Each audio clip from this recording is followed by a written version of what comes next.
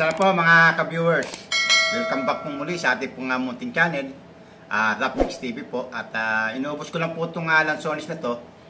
Ang aking pong ulamin po ngayon ay yung pong mga natira ko po na puso po ng manok at ng atay ng manok. Kaya maya-maya ng konti ay samahan niyo po ako at inubos ko lang po itong aking pong kinakain. Ito na po yung mga sangkap na gagamitin po natin. Meron po ako natirang butter mga ka-viewers at ilalagay ko na rin po ito. At gagamit po ako ng bawang. Gagamit din po tayo ng sibuyas. At lalagyan po natin po siya ng gisantes o green peas po. At gagamit din po ako ng green and red bell pepper. Ng isang maliit na patatas. At ng carrot. At ito po yung atay na natira ko po, na ito po yung mga nasa 200 grams na lang po.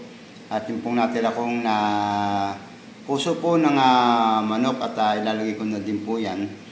Bukod sa mga sangkap na to mga ka-viewers, ay gagamit din po ako ng mantika, ng oyster sauce, ng suka, ng asin, ng toyo, at ng ground black pepper at konting tubig po.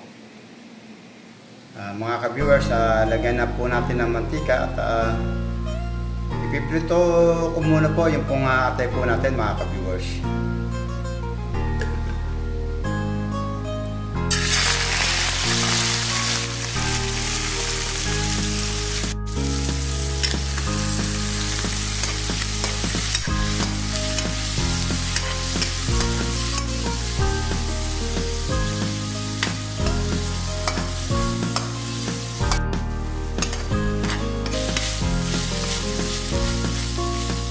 Okay na ito mga ka-viewers. Atin po muna nga i-set aside. Lagay po muna natin dito mga ka-viewers.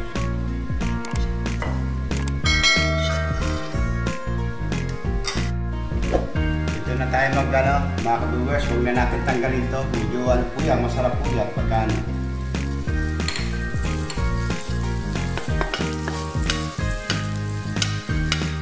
lagay na po natin yung pong bawang.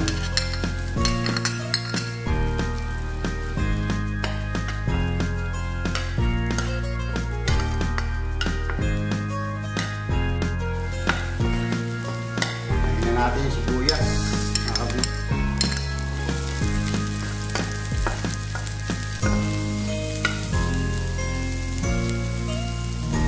Yan po natin yung puso ng manok.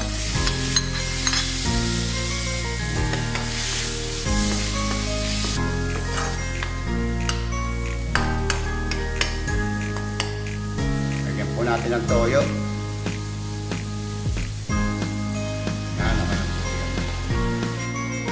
Natin ng oyster sauce.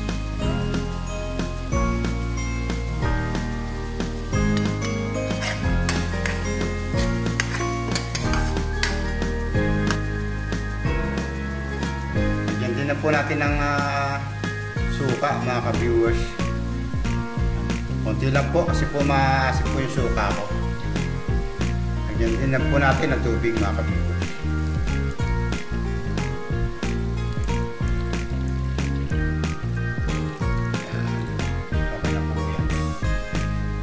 Tapang kumulo po mga ka-viewers at antay lang po natin na kumulo po at medyo maluto po yung puso po ng manok.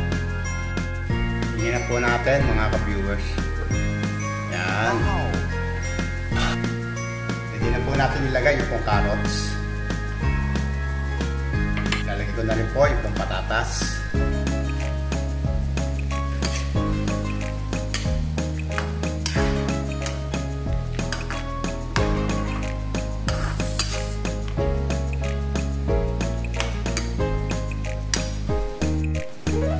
Tapak ko muna mga ka-viewers at antay po natin maluto yung pong carrots po at yung pong konting patatas po natin.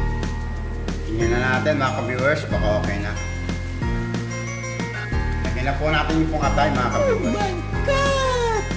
At kung bago ko lang po na napadpad sa aking pong YouTube channel, huwag niyo pong kalimutan na subscribe and click na din po ang notification bell para po updated po kayong lahat sa mga video na aking pong i-upload. To all my subscriber, maraming salamat po sa suporta nyo.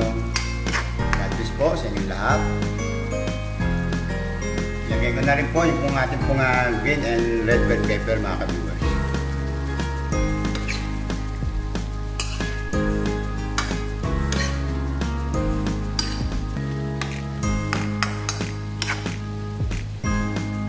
Lagyan na po natin siya ng ground black pepper. Yan, okay na po yan.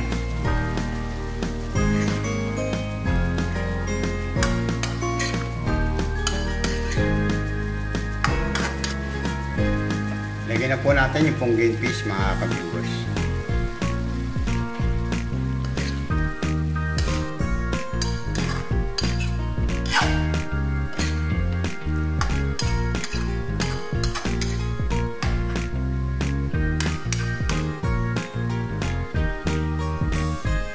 Lagyan po natin siya ng konting tubig mga ka-viewers. Medyo napatagal po yung aking pong yung pagluto po sa puso ng manok. Kaya po medyo nawala po yung sabaw.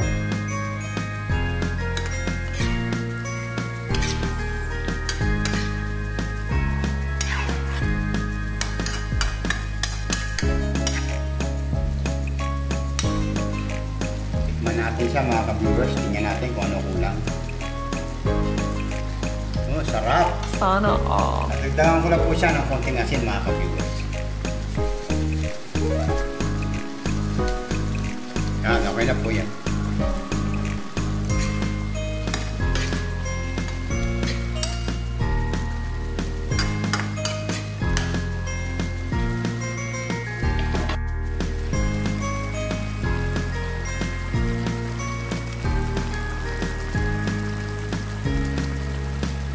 Okay na po mga ka-viewers, luto na po ang aking pong ulamin po ngayon at pwede na po natin patayin. Ito na po ang finished product po natin mga ka-viewers, ang aking pong ulamin po ngayon, ang ating pong chicken higado. Maraming salamat po muli sa pagsama mga ka-viewers sa araw na ito sa aking pong pagluluto. God bless po sa inyo lahat. Bye bye po, kain po tayo.